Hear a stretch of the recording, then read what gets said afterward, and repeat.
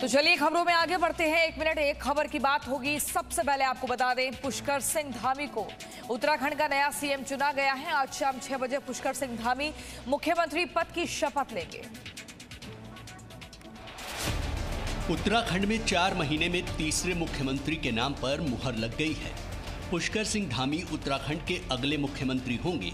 शनिवार को बीजेपी विधायक दल की बैठक में पुष्कर सिंह धामी के नाम पर मुहर लगी। विधायक दल की बैठक में केंद्रीय कृषि मंत्री नरेंद्र सिंह तोमर और पार्टी मामलों के प्रभारी दुष्यंत कुमार गौतम भी मौजूद रहे। धामी आज शाम 6 बजे मुख्यमंत्री पद की शपथ लेंगे। पुष्कर सिंह धामी खटीमा से विधायक हैं। 45 वर्षीय धामी राज्य के सबसे युवा मुख्यमंत्री होंगे। सीएम पद के लिए चुने जाने पर उन्होंने पार्टी को धन्यवाद दिया। धामी प्रदेश के 11वें मुख्यमंत्री के रूप में शपथ ग्रहण करेंगे। वो तीरथ सिंह रावत की जगह लेंगे, जिन्होंने 4 महीने से भी कम अपने कार्यकाल के बाद प्रदेश में उपजे संवैधानिक संकट के कारण शुक्रवार को सीएम पद से इस्तीफा दे दिया था। पुष्कर सिंह धामी के सीएम पद के लिए चुने जाने के बाद बीजेपी कार्यकर्ताओं में काफी उत्साह और जोश है। यूपी जिला पंचायत अध्यक्ष चुनाव में बीजेपी ने शानदार जीत दर्ज करते हुए 75 में से 67 सीटें जीती हैं। इसी पर पीएम मोदी ने ट्वीट कर बधाई दी है। यूपी जिला पंचायत अध्यक्ष चुनाव में बीजेपी ने बम्पर जीत दर्ज की है। बीजेपी ने उत्तर प्रदेश के 75 जिलों में से 67 पर जिला पंचायत अध्यक्ष चुनाव में जीत दर्ज की, जबकि सपा ने संत कबीर नगर, बलिया, आजमगढ़ और एटा में जीत दर्ज की। बागपत सीट सपा की सहयोगी पार्टी रालोद के खाते में गई। इटावा सीट पर भी सपा ने निर्विरोध जीत हासिल की। यूपी जिला पंचायत अध्यक्ष के चुनाव में बीजेपी की बम्पर जीत से कार्यकर्ता उत्साहित हैं। इस बीच पीएम मोदी ने ट्वीट कर बधाई दी। पीएम मोदी ने ट्वीट कर लिखा, यूपी जिला पंचायत चुनाव में बीजेपी की शानदार विजय विकास, जनसेवा और कानून के राज के लिए जनता जनार्दन का दिया हुआ आशीर्वाद है। इसका श्रेय मुख्यमंत्री योगी जी की नीतियों और पार्टी कार्यकर्ताओं के अथक परिश्रम को जाता है। यूपी सरकार और भाजपा संगठन को इसके लिए हार्दिक बधाई। गृह मंत्री अमित शाह ने भी ट्वीट कर बधाई दी। उत्तर प्रदेश पंचायत अध्यक्ष चुनाव में भाजपा की भव्य जीत पर योगी आदित्यनाथ जी व सभी कार्यकर्ताओं को बधाई। यूपी जिला पंचायत अध्यक्ष चुनावों में बम्पर जीत को सीएम योगी आदित्यनाथ ने ऐतिहासिक बताया है और ट्वीट कर सभी प्रदेशवासियों को धन्यवाद दिया। यूपी जिला पंचायत अध्यक्ष चुनावों में बीजेपी ने अपना दबदबा कायम रखा। बम्पर जीत के बाद सीएम योगी ने कहा कि बीजेपी 2022 विधानसभा चुनावों में 300 से ज्यादा सीटें जीतेगी। योगी ने जीत के बाद ट्वीट कर इसे ऐतिहासिक बताया। योगी ने ट्वीट कर लिखा, उत्तर प्रदेश में जिला पंचायत अध्यक्ष पद के चुनाव में भाजपा की ऐतिहासिक विजय आदरणीय प्रधानमंत्री जी की लोक कल्याणकारी नीतियों का प्रतिफल है। ये उत्तर प्रदेश में स्थापित सुशासन के प्रति जन विश्वास का प्रकटीकरण है। सभी देशवासियों का धन्यवाद एवं विजय की हार्दिक बधाई। इधर सपा के राष्ट्रीय अध्यक्ष और पूर्व मुख्यमंत्री अखिलेश यादव ने बीजेपी पर सत्ता के दुरुपयोग का आरोप लगाया। अखिलेश ने कहा कि जिला पंचायत अध्यक्षों के चुनाव में सत्तारूढ़ दल ने सभी लोकतांत्रिक मान्यताओं का तिरस्कार करते हुए स्वतंत्र और निष्पक्ष चुनाव को एक मजाक बना दिया। ट्विटर पर एक और एफआईआर दर्ज की गई है। इस पर ट्विटर इंडिया पर दिल्ली में मां काली को लेकर आपत्तिजनक कंटेंट पब्लिश करने का मामला दर्ज किया गया है। ट्विटर की मुसीबतें कम होने का नाम नहीं ले रही हैं। दिल्ली में ट्विटर के खिलाफ एक और एफआईआर की गई है। ट्विटर इंडिया के एमडी मनीष महेश्वरी के खिलाफ एफआईआर दर्ज की गई है। ये एफआईआर दिल्ली में मां काली को लेकर आपत्तिजनक कंटेंट पब्लिश करने के मामले में दर्ज की गई है। शिकायत एक वकील आदित्य सिंह देशवाल ने की है। ट्विटर पर आईपीसी की धारा 153A, 295A, 298, 505 और आईटी अधिनियम 2000 की धारा 67, 67A और 79 के तहत मामला दर्ज किया गया है। इस बीच ट्विटर ने शिकायत अधिकारी की नियुक्ति को लेकर दिल्ली हाईकोर्ट में अपना जवाब दिया है। ट्विटर ने दिल्ली हाईकोर्ट को बताया है कि वो भारत के नए आईटी कानूनों का पालन करते हुए शिकायत निवारण अधिनियम नियुक्त कर रहा है। इसके लिए किसी भारतीय नागरिक की स्थायी नियुक्ति की प्रक्रिया अंतिम चरण में है। फिलहाल एक अंतरिम अधिकारी नियुक्त कर दिया गया है। महाराष्ट्र के पूर्व गृह मंत्री अनिल देशमुख और उनके बेटे को ईडी ने समन जारी किया है। अनिल देशमुख को ये तीसरा समन है और उन्हें सोमवार को अपना बयान दर्ज कराना है।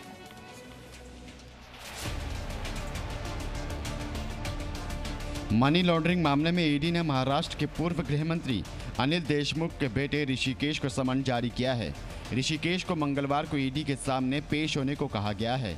मनी लॉन्ड्रिंग मामले में अनिल देशमुख को भी समन जारी किया गया है। ईडी की ओर से अनिल देशमुख को जारी किया यह तीसरा समन है। जानकारी के मुताबिक देशमुख को सोमवार को दक्षिण मुंबई में केंद्रीय एजेंसी के कार्यालय में अपना बयान दर्ज कराने के लिए पेश होने को कहा गया है, जबकि उनके बेटे ऋषिकेश देशमुख को 6 जुलाई को पेश होने के लिए समन जारी किया गया है। आपको बता दें कि अनिल देशमुख को 100 करोड़ रुपए की रिश्वत लेने और जबरन वसूली करने वाले रैकेट से जुड़ी मनी लॉन्ड्रिंग केस में ईडी ने समन जारी किया है। देशमुख ने इन आरोपों के कारण महाराष्ट्र के गृह मंत्री पद से अप्रैल में इस्तीफा दे दिया था।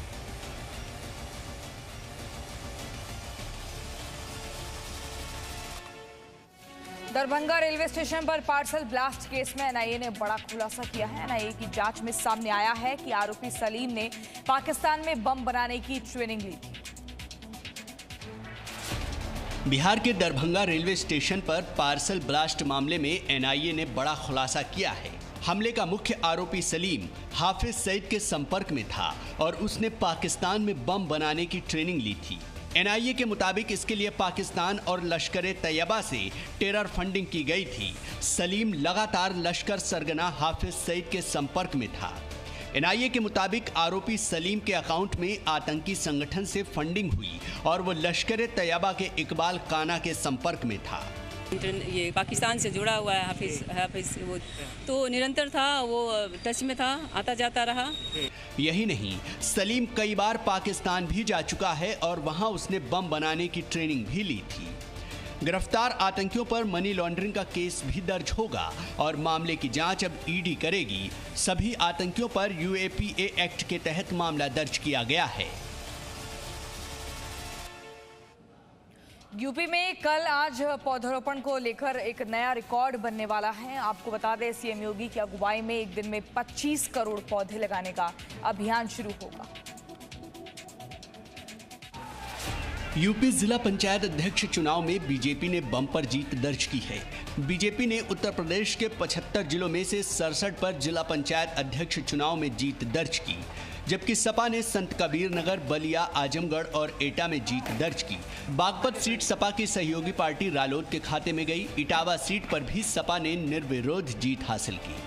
यूपी जिला पंचायत अध्यक्ष के चुनाव में बीजेपी की बम्पर जीत से कार्यकर्ता उत्साहित हैं। इस बीच पीएम मोदी ने ट्वीट कर बधाई दी। पीएम मोदी ने ट्वीट कर लिखा, यूपी जिला पंचायत चुनाव में बीजेपी की शानदार विजय विकास, जनसेवा और कानून के राज के लिए जनता जनार्दन का दिया हुआ आशीर्वाद है। इसका श्रेय मुख्यमंत्री योगी जी की नीतियों और पार्टी कार्यकर्ताओं के अथक परिश्रम को जाता है। यूपी सरकार और भाजपा संगठन को इसके लिए हार्दिक बधाई। गृह मंत्री अमित शाह ने भी ट्वीट कर बधाई दी। उत्तर प्रदेश पंचायत अध्यक्ष चुनाव में भाजपा की भव्य जीत पर योगी आदित्यनाथ जी व सभी कार्यकर्ताओं को बधाई। पंजाब के मोहाली में भगवंत मान सहित 200 अज्ञात लोगों पर मामला दर्ज किया गया है। ये लोग राज्य में बिजली कटौती को लेकर प्रदर्शन कर रहे थे। पंजाब के मोहाली में आम आदमी पार्टी के कार्यकर्ताओं ने राज्य में बिजली कटौती को लेकर मुख्यमंत्री कैप्टन अमरिंदर सिंह के घर के नजदीक विरोध प्रदर्शन किया। इस दौरान पुलिस ने आप कार्यकर्ताओं पर वाटर कैनन का इस्तेमाल किया। पुलिस ने प्रदर्शन स्थल पर मौजूद आप सांसद भगवंत सिंह मान और विधायक हरपाल सिंह चिम्मा को हिरासत में ले लिया। भगवंत मान सहित 200 अज्ञात लोगों पर मामला दर्ज किया गया है। आपको बता दें कि पंजाब में भारी बिजली कटौती की जा रही है। अगले साल यहां विधानसभा चुनाव होना है और ऐसे में बिजली राज्य में बड़ा चुनावी मुद्दा है। आम आदमी पार्टी बिजली के मुद्दे पर पंजाब सरकार को घेर रही है। बिजली राज्य में कितना अहम चुनावी मुद्दा है, इसका अंदाज़ा इसी बात से लगाया जा सकता है कि पिछले महीने पंजाब दौरे पर गए आम आदमी पार्टी के राष्ट्रीय अध्यक्ष और दिल्ली के मुख्यमंत्री अरविंद केजरीवाल ने ऐलान कर दिया कि अगर आपकी सरकार बनती है तो मुफ्त में 300 यूनिट बिजली दी जाएगी।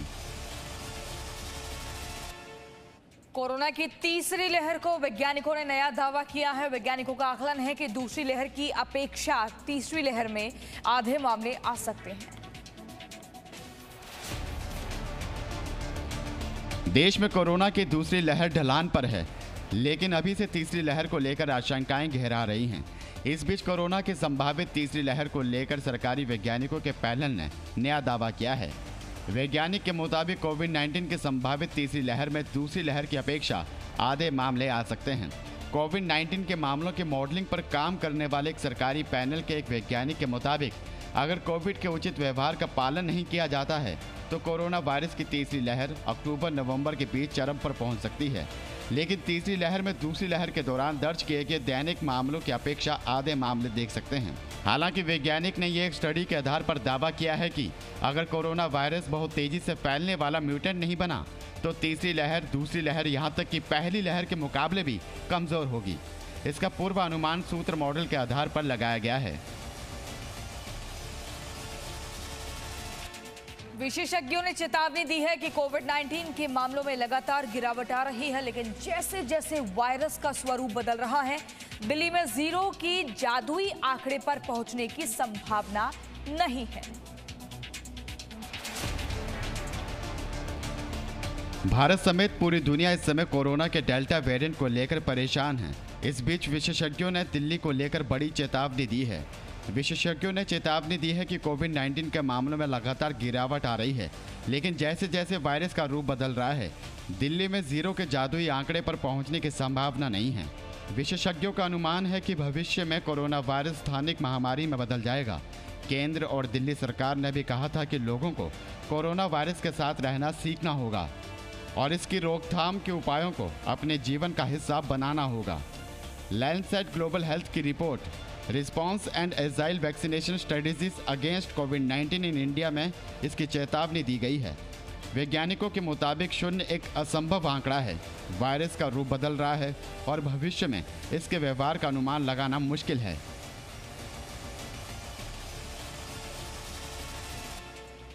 भारत में लचीली और चुस्त कोविड टीकाकरण रणनीति से कोरोना महामारी से निपटा जा सकता है, ये दावा किया गया है लैंसेट की एक रिपोर्ट में।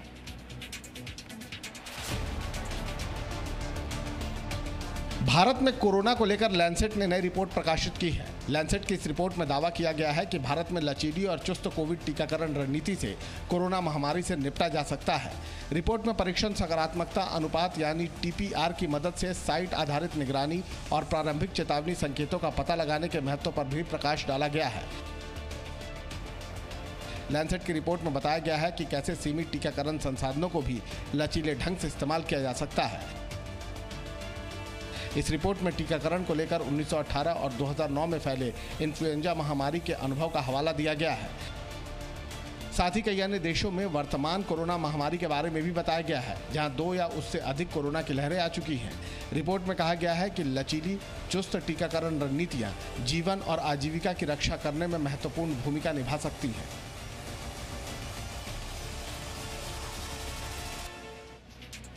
कोरोना की पहली और दूसरी लहर पर ICMR एम्स ने आकलन किया है। दोनों के बीच में कुछ बड़े फर्क सामने आए हैं। Survey Indian Journal of Medical Research में छपा है। ICMR एम्स और नेशनल क्लिनिकल रजिस्ट्री ने कोरोना की पहली और दूसरी लहर का आकलन किया है। दोनों के बीच में कुछ बड़े फर्क सामने आए हैं। यह आकलन 18,961 मरीजों पर किया गया, जिसमें पहली लहर के 12,059 मरीज थे और दूसरी लहर के 6,903। आकलन में ये देखा गया कि दूसरी लहर की चपेट में आने वाले लोगों की औसत उम्र पहली उम्र के मुकाबले काफ़ी कम थी। दूसरी लहर में औसतन 48.7 आयु वर्ग के लोग चपेट में आए, जबकि पहली लहर में ये आयु सीमा लगभग 51 वर्ष थी।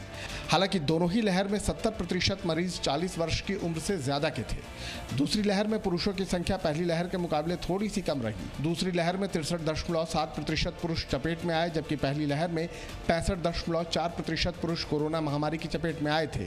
लेकिन दूसरी लहर में 49% मरीजों ने सांस की तकलीफ की शिकायत की, जबकि पहली लहर में 43% मरीजों ने ये शिकायत की थी। आकलन में पहली लहर के लिए सितंबर 2020 से फरवरी 2021 तक का वक्त, जबकि दूसरी लहर में फरवरी 2021 से मई 2021 तक का वक्त चुना गया।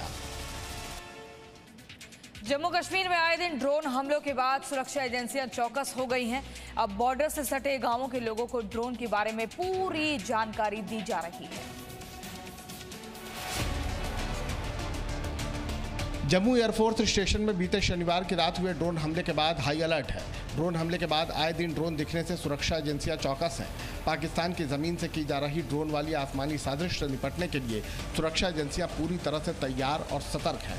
जम्मू कश्मीर पुलिस ने इसके लिए विशेष तैयारी की है। जम्मू, सांबा और कठुआ जिले में पाकिस्तान के साथ लगती अंतर्राष्ट्रीय सीमा से सटे गांवों में ड्रोन को लेकर जागरूकता अभियान चलाया जा रहा है।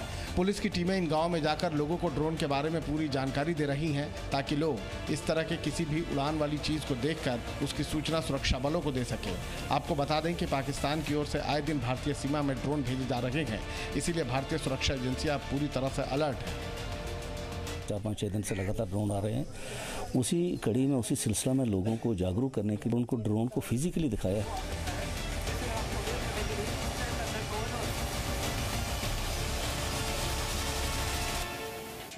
मुंबई पुणे एक्सप्रेस हाईवे पर एक दर्दनाक हादसा हुआ है। भीषण सड़क हादसे में एक कार के परखच्चे उड़ गए और 4 लोगों की मौत हो गई। मुंबई पुणे एक्सप्रेस हाईवे पर एक दर्दनाक हादसा हुआ है जिसमें 4 लोगों की मौत हो गई। मरने वालों में पति और पत्नी के साथ 4 साल का उनका बेटा भी शामिल है। ये दर्दनाक हादसा एक container, i10 car, Ertiga car और एक ट्रक की आपस में भिड़ंत की वजह से हुआ। वारदात की खौफनाक तस्वीरें कैमरे में भी रिकॉर्ड हो गई। जानकारी के मुताबिक मुंबई के रहने वाले जकवीन चौटियार अपनी पत्नी लुइसा और 4 साल के बेटे डैरियल के साथ अपने i10 कार से मुंबई पुणे एक्सप्रेसवे से अपने घर वापस लौट रहे थे। जैकविन के सास ससुर और उनकी पत्नी पीछे ही दूसरी कार से आ रहे थे। इन दोनों की गाड़ियां एक दूसरे से आगे पीछे हो रही थी। खंडाला के पास एक ढलान पर कंटेनर बेकाबू हो गया और अपने आगे जा रही एक अर्टिगा कार को कट मारी। इस कार में जैकविन के सास ससुर थे। इसके बाद आगे जा रही जैकविन की i10 कार को उसने टक्कर मारी। i10 कार आगे जा रहे ट्रक से टकराई। कंटेनर और ट्रक के बीच आकर i10 कार के परखच्चे उड़ गए और आगे जाकर वो कंटेनर भी रास्ते पर पलट गया। इस दर्दनाक हादसे में 4 लोगों की मौत हो गई।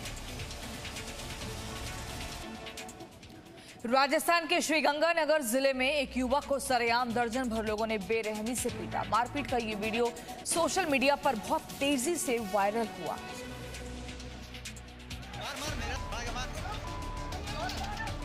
बेरहमी की यह तस्वीर है राजस्थान के श्रीगंगानगर की, जहां करीब दर्जन भर लोग एक अकेले युवक को लाठी डंडे से पीट रहे हैं। जरा वीडियो को देखिए, किस तरह एक अकेले शख्स पर यह भीड़ टूट पड़ी है। युवक खून से लथपथ है, लेकिन इनके डंडे रुक नहीं रहे। करीब 1 दर्जन लोग एक व्यक्ति को लाठी डंडों और धारदार हथियारों से बेरहमी से पीट रहे हैं। घटना राजस्थान के श्रीगंगानगर जिले के घड़साना बस स्टैंड पर हुई। अब इस घटना का वीडियो वायरल हो रहा है।